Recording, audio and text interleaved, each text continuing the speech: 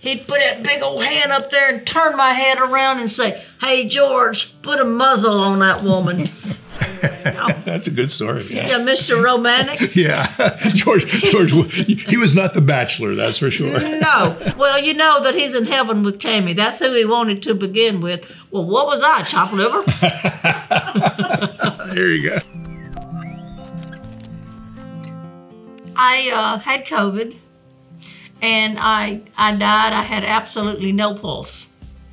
For 10 minutes? So, yeah, for 10 minutes. And so I was in the hospital and the ICU for months and months.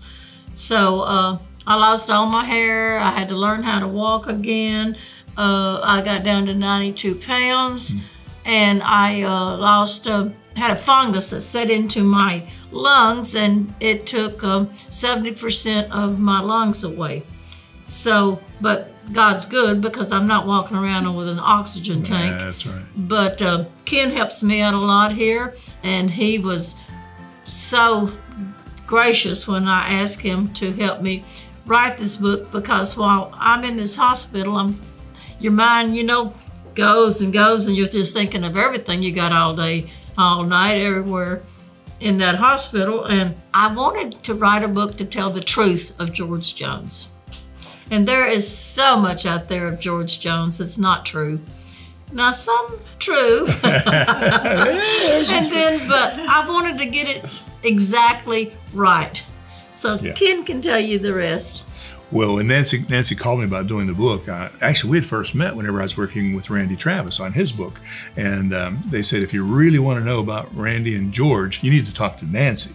So I came over to visit with Nancy at her home, and she told me some incredible stories about George Jones and Randy Travis working together. Randy loved George Jones, and he loved George's music. He loved just being with George. He had such a great respect for him. And then when George asked him to actually close the show because George wanted to go watch Matlock or Andy Griffith or something. Or football. Yeah, Randy was freaking out about all that. But I came to Nancy, and she basically gave me the stories about Randy and George, but it was more than that. It was just we struck an instant rapport, I think, and I think she realized that she could trust me. I was going to write what she told me, not what I thought that I ought to write about Nancy Jones. She knew I was going to write what she told me, and to make it the way it was. So she made my job easy. She's a great storyteller, and all I had to do was put the nouns and the verbs in the right order, and it was great. Yeah, no, it was. Yeah. Well, Randy's book was before, right? Yes, it's been out for several years. Oh boy, can't remember what year that was, but yes, it was before COVID. Oh my gosh, yes. But you know, the whole time that I was sick and in the hospital, in the ICU and all of that, never did I cry. Never. Now you talk about it and I'll break down and cry for about an hour for you if you want me to. But I didn't then. I'm surprised how brave I was with that. I think that it's not that I just couldn't cry. I think that my praying in there and knowing that God was really watching over me, I think I felt it.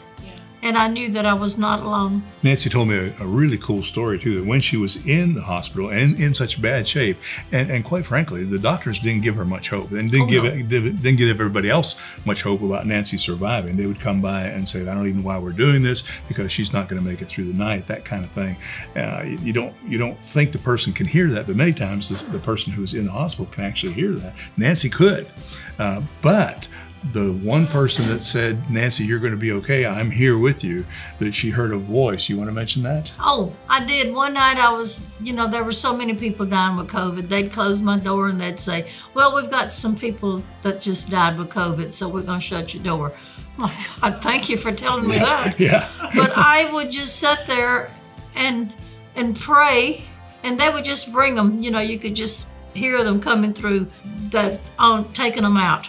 And I just prayed one night, and it's like a voice came up and said, don't be afraid, I'm here with you. And I could hear that just so plain. And even when I died, I never seen such a white, beautiful light in my whole life. It was absolutely gorgeous. And you know, so I know that I had to die, because how else would I have seen that light? But and when the doctors and nurses would come in, and I had to have 2 pints of blood, and they were like, I don't know why we're doing this. She's going to die anyway. I'm like, hello, I can hear you. I'm not going anywhere. I'm going to write a book. When Nancy told me that story, she said, and I didn't see George either. Nope, I didn't see George, and I didn't see God. But, you know, you just, right now, like doing this book and getting things out that I really want to tell about George, about myself, what I went through, I could just jump up and down. It's just like I'm light and I just want to float. I mean, it's a whole different feeling that you get. And I know that it's all from the good Lord. No. But there was a voice, and it said, don't be afraid. I'm here with you. And I never was afraid. Oh, no. It was months, but I think that was a turning point for Nancy, yeah. Oh, that gave her the hope. But no, she was in the hospital for 3 months and more. I knew it wasn't going to be told if I died. Who else is going to tell it?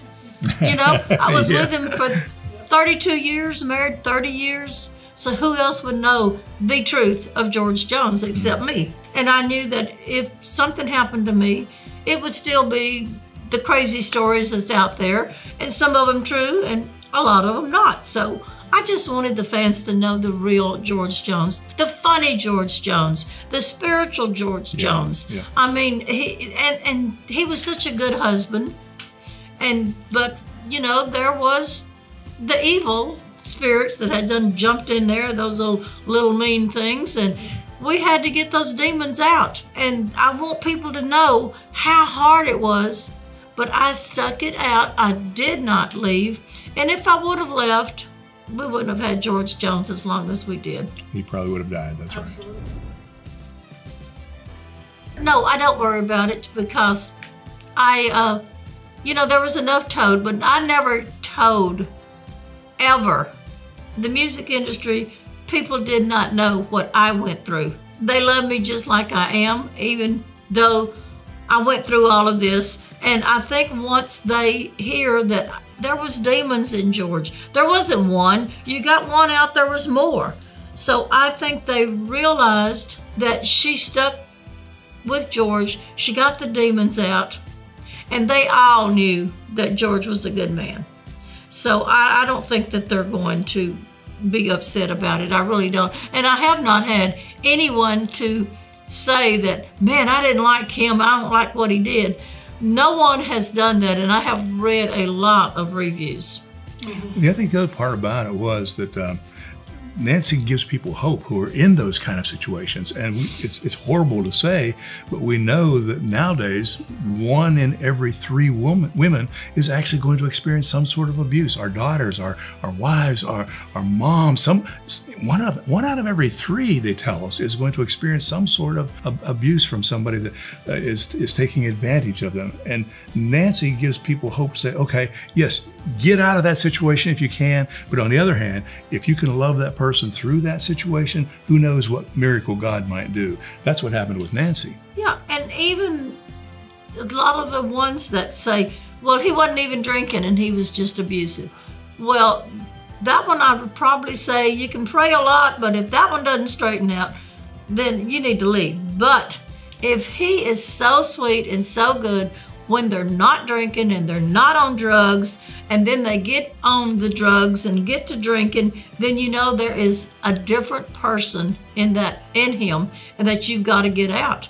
And you want that good person that you know that when he wasn't drinking and when he wasn't doing drugs. And that was what I knew, that without the drugs and without the drinking, there was a good man there. And I knew that he was very spiritual. He definitely was raised Pentecostal. His mother was very into the church, and she made him be in the church. And I think he wanted to be there. He just didn't know how to get there.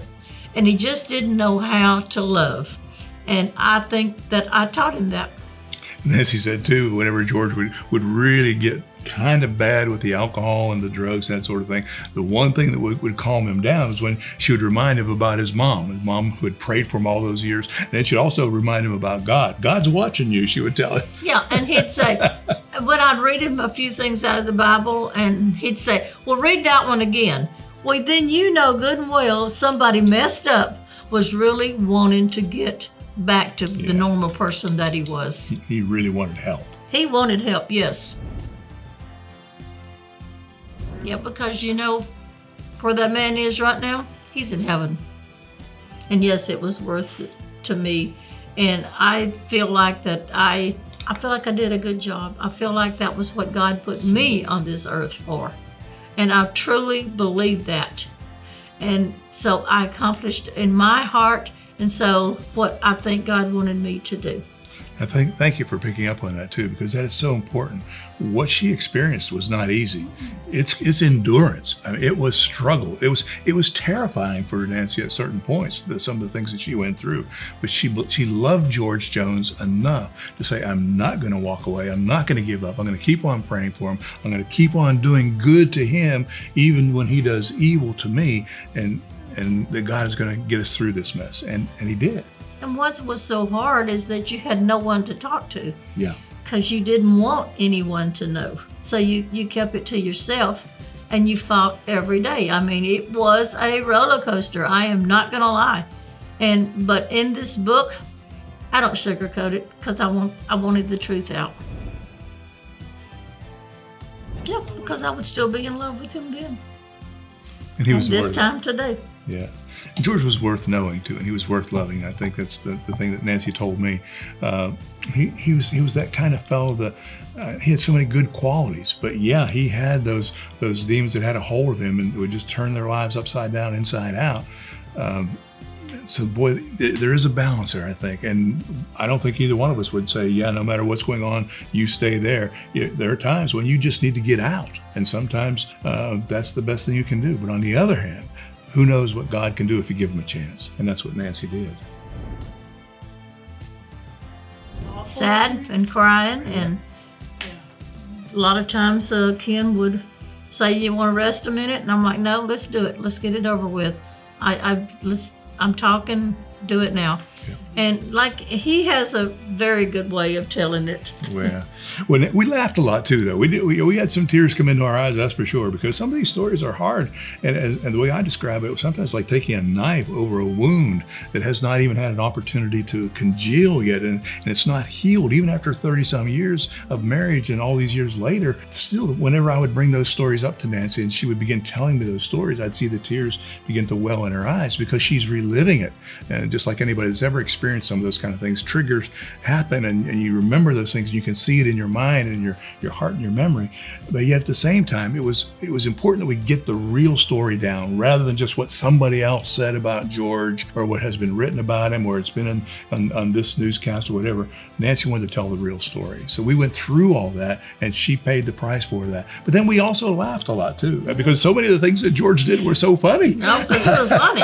He was so funny, he didn't even know it was funny. And he has such a great sense of humor as well. Yeah. I think people that read the book are going to get mad at George at certain points in the story, because he did bad stuff. Yeah. But who of us has not done some bad stuff? Hopefully not as bad as what George did there. But we've all done things that, oh, that was stupid. That was awful. I should not have said that. I shouldn't have done that.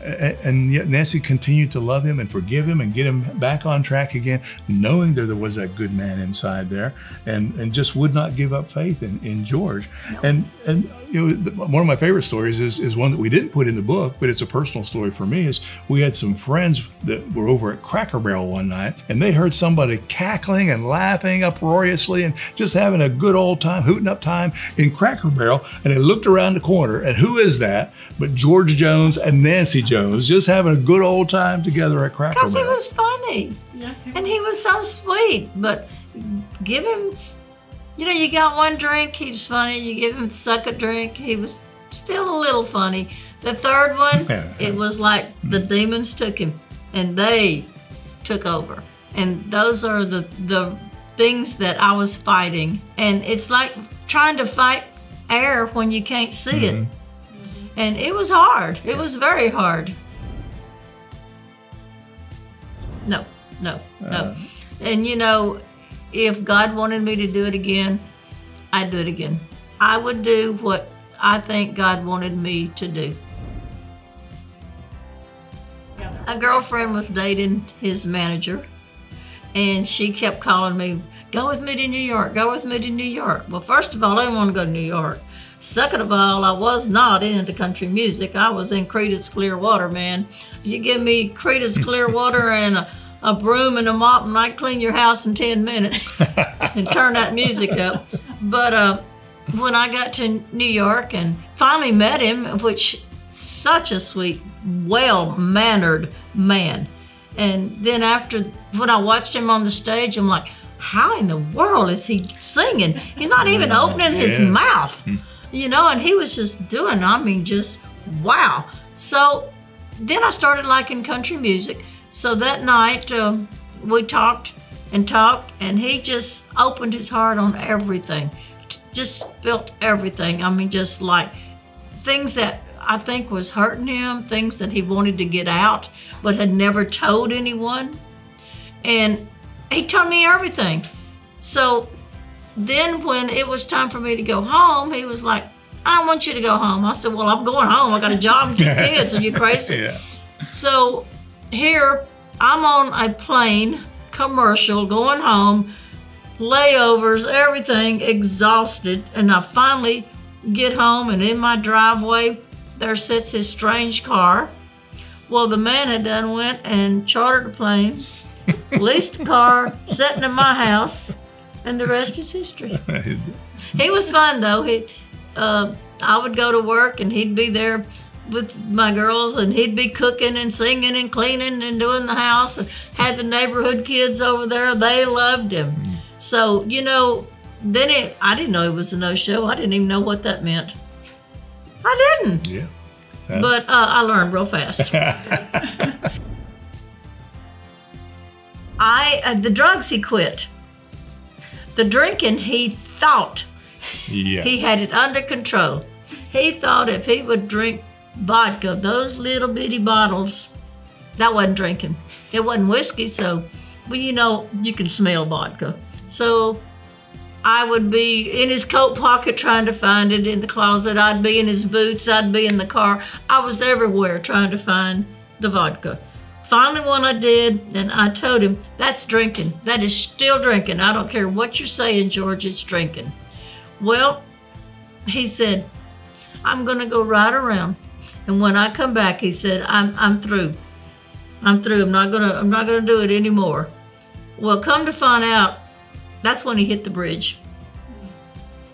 And then after all that was over, he told me, he said, while I was riding around, I prayed God to hit me in the head with a sledgehammer. Well, he hit me in the head with a bridge. He sure did. Literally hit the bridge, yeah. But the doctor said, you got to make him walk. You got to keep him walking. Well, we was walking, and there's a little bridge on our property. He sat down and he said, honey, I can't go any further. Can you go get the golf cart? When I left from there and I heard him praying, saying, God, if you get me through this, I'll never drink. I'll never smoke another cigarette. I will be the husband that she wants. And I believed him then. I believed him then, and guess what? He never touched another drink, a cigarette, and from 1999 to 2013, he was perfect. He was George. So it was all worth it. Yeah. It was worth it. He was the George Jones that we want people to know. Right. It was so funny, though. We'd go to the mall, and he'd get tired and say, I'm going to go to the car, and I'll wait on you. Well, I'd come out, and he'd have like 2 or 3 people out there talking to him, and I'd hear him say, son, if you knew what I knew, you'd put that cigarette out. And they'd say, well, George, if you can quit smoking, I can too. So they'd put them out. But any time he saw anybody with a cigarette, I'm like, oh, God, here he goes. And he would. He was on a crusade get all after over them. Yeah. No, it was like Dina knew that there was that evil spirit that kept coming in there that didn't need to be in there. And he was always, even messed up, he was always kind to her, always. And he would say, your mama's mad at me. And she'd say, yeah, you won't quit drinking. Well, you go talk to your mama. That's what he would do with her. So no, she never, ever disliked him. What kept me going was the good Lord. Without God on my side and me knowing that there was a good man in there, and if I could get those demons out, I knew then that life would be easier, and I knew then I would put a man in heaven. Yeah, and I think sometimes we think some of those things that happen in our lives earlier are by accident, and some of them are awful and everything. But God can turn even those ugly things around in our lives and use them for good. And Nancy's childhood, we wrote about Nancy's childhood in this book for the very first time, I think. And her mama didn't treat her real well. And that kind of prepared her how to endure difficulties and really prepared her for life with George Jones. It made me strong. I do not know why. Still to this day. No, I don't know why. And the more you think about it, I'm like, maybe that was God's way of making me strong. He sure used it. Yeah. So I don't hold anything against my mom for it, because I think that was God's way of saying, I'm going to make you a strong person, and then I'm going to tell you what else you got to do. That's how I feel about it. She has a strength, but she also has a tenderness. And that was the thing I noticed in beginning to work with Nancy Jones. Everybody I talked to about Nancy, they just love Nancy. In Nashville, Tennessee, it's hard to find a person that doesn't love Nancy Jones that's been a part of the music industry or television industry here in town. It's just fun because people just love this lady. She's a straight shooter, that's right. They'll tell you she's spunky, she's feisty, she's not going to give you any bull, she's going to tell you.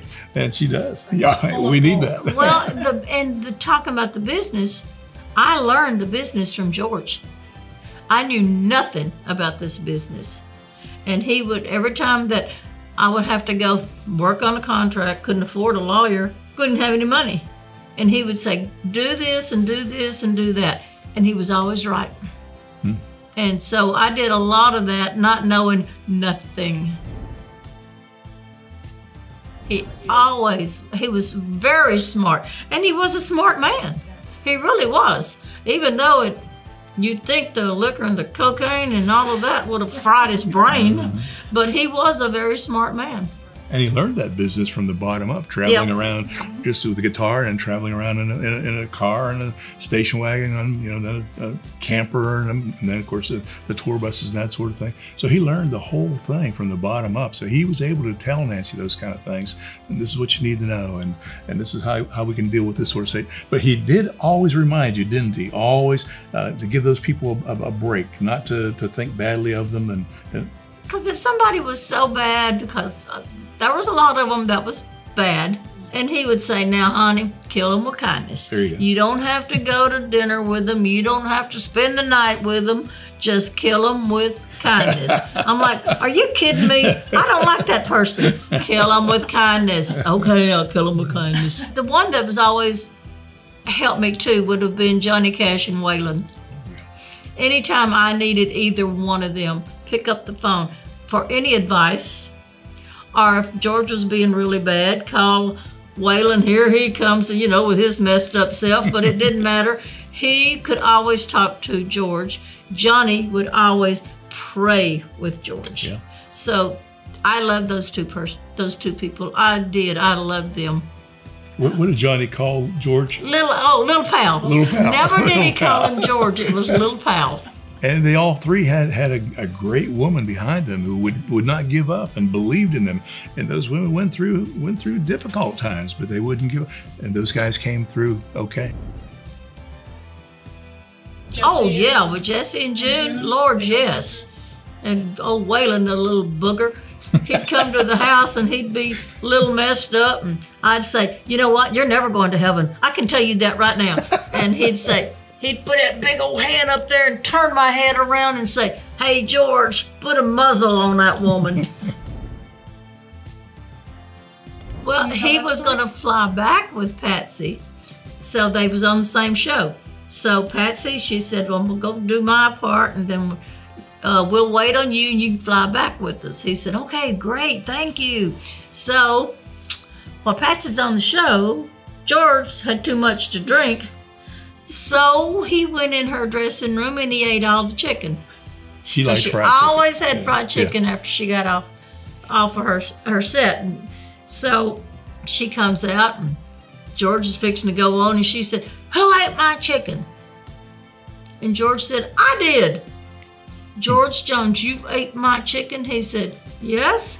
She said, well, you're not flying back with us. He said, Patsy, I was drunk. I had to sober up to do the show. She said, well, you're not flying back with us for eating my chicken. She said, get home the best way you can. So that chicken saved George's life. Yeah. You know, you get the feeling that God wanted this guy alive for some reason, don't you? Yeah. Yeah, because he loved Patsy and he loved Hawk, and he loved all of them that was on that plane, and Hawk Show and all of them. But he did go, he said, through a time there that, well, naturally that gave him another reason to have a drink. But, you know, having a drink and sad, and that's not going to get you anywhere but drinking another drink. But he did go through for a little bit and then was glad he wasn't on the plane. Yeah.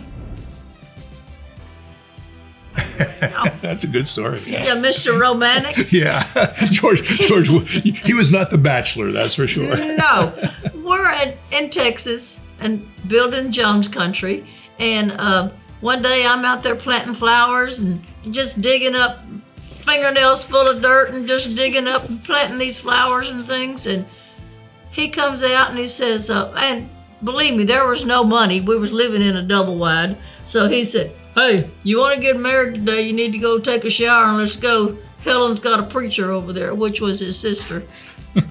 I'm like, what? He said, go take a shower, let's go over to Helen's. We go over there. It was just me, George, Helen, Uncle Dub, and his sister, and the preacher. We got married. After that, I don't think, we had a cake, but he didn't want a cake. So we go all the way to Jasper, and which is only about 10 miles from there. Eat at Burger King, go back to work. That was it. We was married. I said, you'd have thought I was pregnant or something as fast as that went. Yeah, your wedding reception at Burger King. There you go. No honeymoon? No honeymoon. What was that? He went back to work. Went back to work. Bill Jones country. And Jones country was fascinating. They had artists coming into Jones country there for 3-day weekends of one country music artist after another. And of course, Nancy was the one doing most of the work. George would show up on Sunday, right, to do the finale. But Nancy was working all week long to make that thing happen. Yeah, but then my little temper went off one day. All the people that was supposed to be over there, we had a restaurant too. And they were supposed to be over there cooking. Well, I looked at the back of the stage and everybody's back there. They want to see Randy Travis. They want to see George Strait. I said, who is cooking? Well, I fired them all. Guess who did the cooking? Nancy. Stupid me for firing everybody. So yeah, I did all the cooking until George came in and he slammed that door open, the back door, and he said, what are you doing? I said, well, there was all over there that wasn't working anyway, so I fired them. Oh, we got to find a cook. You can't do this. You can't do this. Well, we did find a cook, so I didn't have to cook all night long, but because we had the Jones country had hookups. It had for your campers. Yeah. It had for campers, yeah. Restaurant. It had a service station. It had the venues. Oh, shoot, it was a whole bunch of stuff going on. And oh, stupid Nancy, I'd go and fire somebody.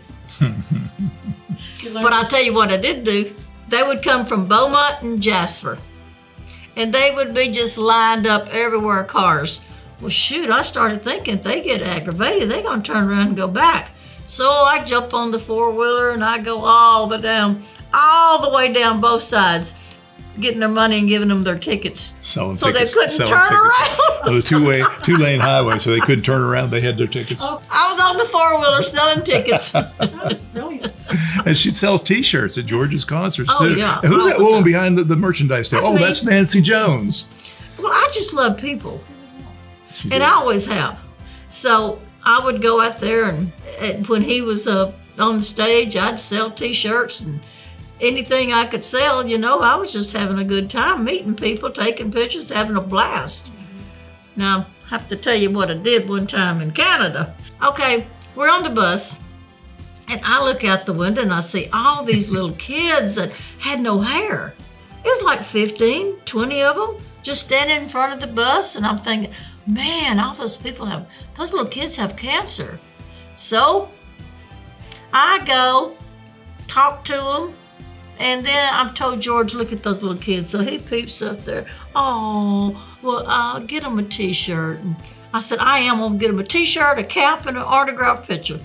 Well, I get back on the bus, and George is signing the T-shirts. He's signing the pictures and stuff. And Bobby, the road manager, comes on. He said, what are you doing? I said, those kids have cancer out there. I got them all a gift. He said, Nancy, they don't have cancer. They have head lice. They don't have and their moms shaved their heads. They cut their hair I'm like, off. well, it doesn't matter. They still needed a T-shirt. That's right. They still could use some George Jones. So that's Nancy Jones with her crazy stuff. We did have fun. We had, he was just a funny man. Once we were at home and he wasn't drinking anymore and stuff, we had fun riding our four-wheelers and going through mud and everything else, and just things to do out there. Just, you know, you felt like you were behind 100 acres and nobody could get to you, and it was just fun. It was just our time. What was that one story you told me about? He always wanted to put chrome on everything. He wanted to put chrome on his cars. He wanted to put chrome on. He loved everything shine, and he wanted you to go with him one time. Oh yeah, he would chrome me if he could have got the marriage license. But he wanted me to go one morning, so had to go all the way into Nashville, and we lived in Franklin. He said, honey, get up, I gotta be there by 8 o'clock. I said, I am not going. We have chromed everything out of here. I am not going. Honey, come on. I said, no. Well, he takes off. He's never heard of the HOV lane. HOV, yeah. He didn't know what that was. So he's in it, and he's like, man, the traffic was great. I had no problem. Well, the state trooper pulls him over, and he's like, George Jones, you can't ride in here unless you've got 2 people. He said, well, I couldn't get Nancy to get up. So those are some of the things that he did. Was so funny, and there's more, and you will enjoy it in the book. Always, and I never knew why. When it got dark, I had to be in the house.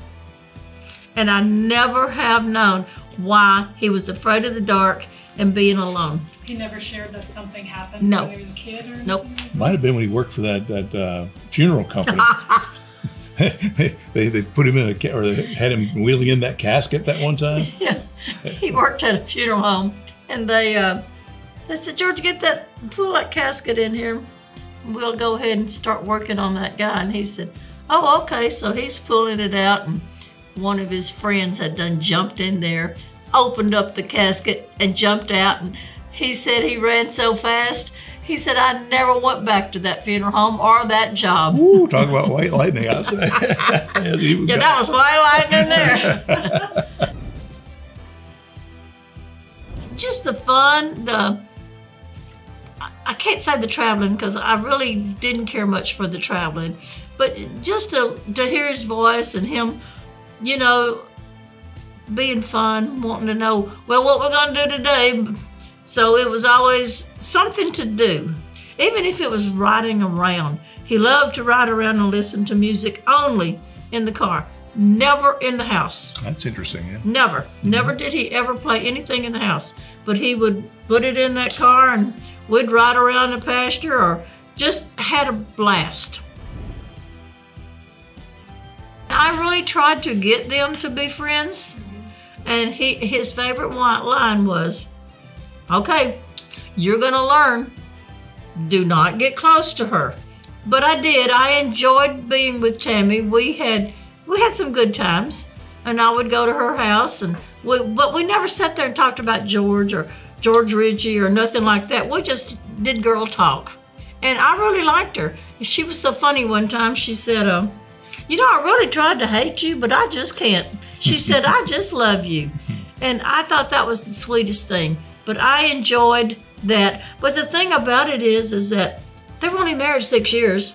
I was married 30 years, together 32 years. What is wrong with these people? If they loved each other, they'd still be together today. I just think that the fans love their singing. Yeah. And he would have told you if he was here today, I fell in love with her singing. He did. And once that was gone, I didn't know how to get out of it but get drunk. And that was his line. That's what he used to tell me. But I don't know where these fans come from. I mean, they're just so weird. You can, sometimes you'll see something on Facebook and it'll say, well, you know that he's in heaven with Tammy. That's who he wanted to begin with. Well, what was I, chopped liver? There you go. Funny thing is, a lot of folks don't know that it was actually Nancy who brought George and Tammy back together to do an album together after they'd been divorced for years and apart and not even speaking to each other hardly. It was Nancy Jones that said, why don't you guys get back together and do an album? And then after the album came out and was successful, to go on tour. I did. I just, like I said, I think the fans was wanting it. So it wasn't like the almighty dollar or that. I think I was trying to give the fans what they were wanted. Once you're out there and you see how great they were together, They were. you just felt like, let's do a tour. Well, I probably shouldn't say this word, but I guess I'll go ahead and do it, and God, please forgive me, but it was the tour from hell. It was. It was every single night. He had something to gripe about. She had something to gripe about. One night over in England, she was coming off the stage. She'd been on there too long. He kept telling me, unplug her, unplug her. I said, I'm not unplugging her. So she's coming down the stairs, and he says, tomorrow night you will not stay on there that long. So she starts crying. So she goes to her dressing room and George is hollering, yeah, go and baby her. I'm like, oh my God, this is gonna be a long night. I go in there and she's a-crying. I said, what are you doing? She said, I hate him. I said, well, stop it. He hates you too. So let's just forget about it and do the show. So Get out there that was sing, my yeah. life with George and Tammy. Oh, yeah, it was. It Well, was. yeah, you got to lie a little Yeah. bit. They were incredible. You think I'm going to tell those fans what was going on behind the stage? You never know what's going on backstage, right? No, it was kind of terrible with a capital T. You want to know what our favorite song was? Even when he was messed up, he'd sing it. And he'd say, if you just stay with me, listen to this. He'd sing, walk through this world with me.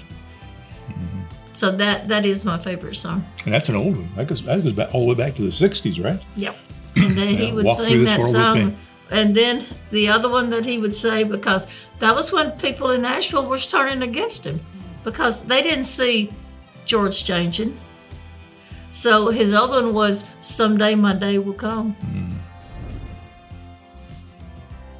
In Five words. Or three. If you get to 5, 3 is good. I mean, we could do 3.